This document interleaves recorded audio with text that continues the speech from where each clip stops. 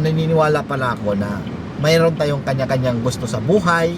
Kaya kung ano mang gusto mo, trabahuin mo at gustuhin mo talaga. Kahit hindi pa maganda yung kinalabasan, ito lang, naisip ko lang to.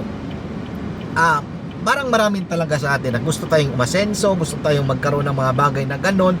Parang dati kasi, kwento ko lang, yung napaalis kami sa umalis kami sa aming salon dati kasi alam nyo naman kami na dati nag-franchise ng salon, di ba?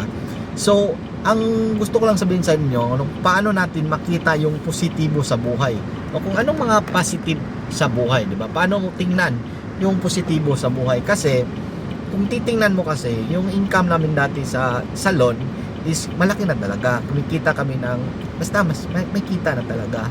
Tapos umalis kami, 'di ba? Kasi mga boss, meron tayong gusto sa buhay. Tapos pag may mga bagay na darating sa atin, halimbawa ikaw nagdadasal ka, halimbawa sa amin na lang, gusto namin noon na roon ng sariling negosyo, ng sariling salon. Tapos ayun na nga, binigay sa amin ng Panginoon. Ano yung binigay niya? Gusto namin, pinagdadasal namin, di ba? Gusto namin magkaroon ng sariling business din ng salon. So, ang binigay ng Panginoon, nangyari na umalis, nagka-problema ng konti lang naman. Doon sa aming salon dati na pinapasukan. So, way pala niya yun. Yan yung sagot niya sa hinihiling mo.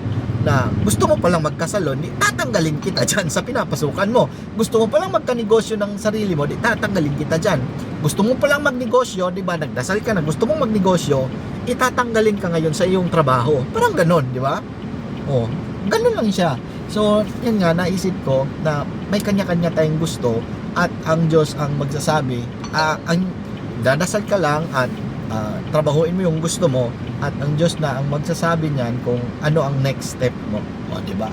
Kasi yung pag-alis namin sa aming salon, sa pina-franchise namin na salon dati, nung malis na kami, edi na yung time nga nag-umpisa kami ng aming sariling salon. Di ba? Tingnan niyo yung positibong nangyari sa buhay, hindi yung mga negatibong nangyari. Kasi kung isipin mo pa rin, kung doon ka nakatingin sa negative side ng buhay, titingnan namin, pinaalis kami, tinanggalan kami ng kabuhayan. Ang laki ng kita namin doon sa dati naming salon, di ba? Tapos, kung titingnan mong negatibo, pinaalis kami, di ba? Tinanggalan kami ng mga hanap buhay, siniraan kami.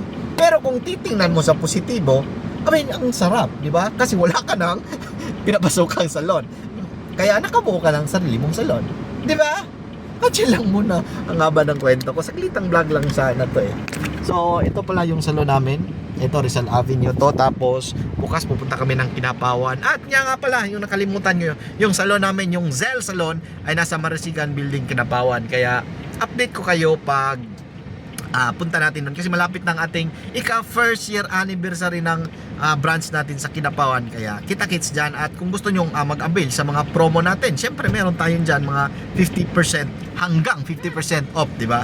So, kung gusto nyong mag-avail sa ating promo, message lang kayo sa Zell Salon, Digos and Kinabawan Branch para maka-avail kayo. Para masubukan nyo ang dekalidad na at safe pa na salon. At chill lang muna po sa video at huwag kalimutang magdasal at magpasalamat sa buong may kaman. Ako si Jeb Zinco, nagsasabi, kumbati. Bye-bye! Trabaho pa! Let's go!